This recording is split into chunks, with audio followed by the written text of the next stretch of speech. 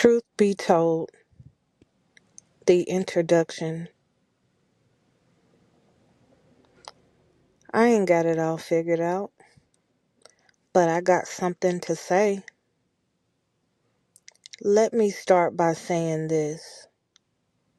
I'm not rich. I'm not famous. I don't have a blue check mark next to my name or a highlight reel that makes life look easy. But I do have stories. I have lessons. I have scars, some seen, some unseen. I've got a voice, and I'm finally ready to speak. If you're listening to me right now, maybe you're like me, trying to make sense of life while living it. Maybe you've been through some things. Maybe you're still going through some things. Either way, I want you to know this. You are not alone. I grew up figuring out, learned some things the hard way. I was born in the 80s when life was slower. Phones had cords, and the only kind of social media was Miss Such and Such on the front porch gossiping. I was a little black girl trying to find her way in this world that didn't always feel stable. My parents split up when I was young, and life started shifting in ways I didn't understand. I ended up living with my grandparents, then my dad, and then in the projects. That's another discussion. We'll get into that later. But those times were fun. Penny candy store days, big court-sized kickball games, skating on the concrete, playing playing hide and seek. And those times were also the most critical times in my childhood life, learning that things are not always what they seem. I was in a house that felt like someone else's version of family. Nothing was clear except I felt out of place mostly all the time. I was a dreamer in rooms that felt too small. I always had this creative side of me. Loved music, writing, art. But no one around me really knew what to do with that. Of course, you're going to be told, be realistic. Go to college, get good grades, get a job with benefits. In those times you were just told to stay in line, don't talk back, and keep your head down. I tried. Lord knows I did. But I always felt like I was living someone else's idea of success. And when you're a young black girl with big dreams and nobody around you gets it, that can make you feel like your dreams are just ridiculous. But they weren't, and neither are yours. This isn't a fairy tale. It's not just a survival story. It's my story with soul. I'm not here to give you a perfect 10-step plan to fix your life. Life is messy. Healing is not linear. Growth isn't cute all the time. I've been married.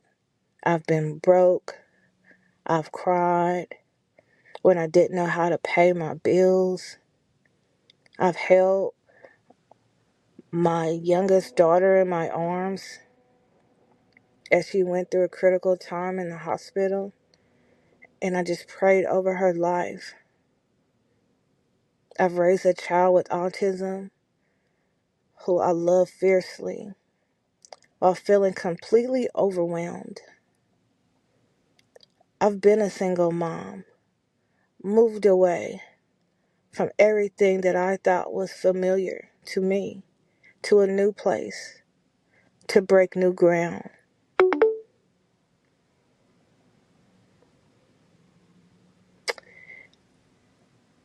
I'm just peeling back the things in my life that nobody wants to talk about. A lot of family situations, some family secrets, and some things may seem like it's best kept under the rug. I've doubted myself more times than I can count, but I've also gotten back up again and again. And that's why I'm writing this and speaking to you.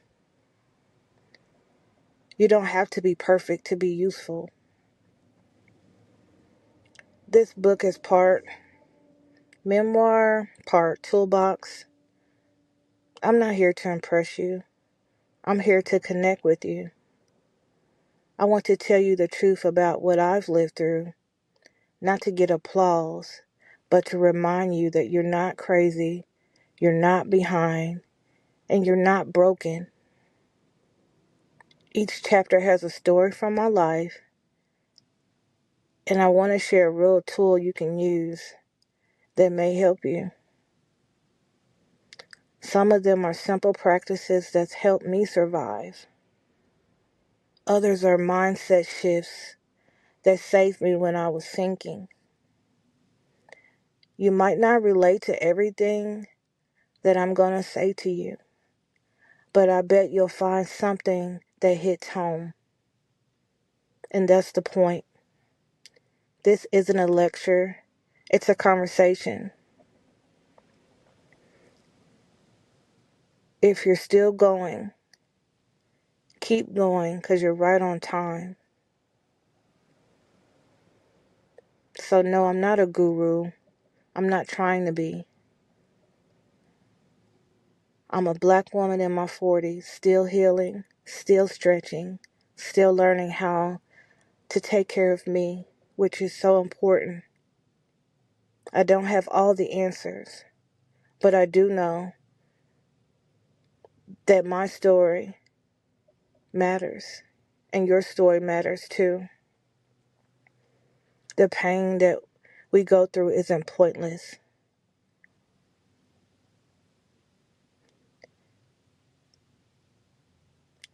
And the version of you who's listening, I know that you're ready, and you're doing better than you think. So I'm going to get into it. No fluff, no filters, just real life lessons, and some tools for the days when you don't know whether to cry, scream, or keep going. I'm glad you're here.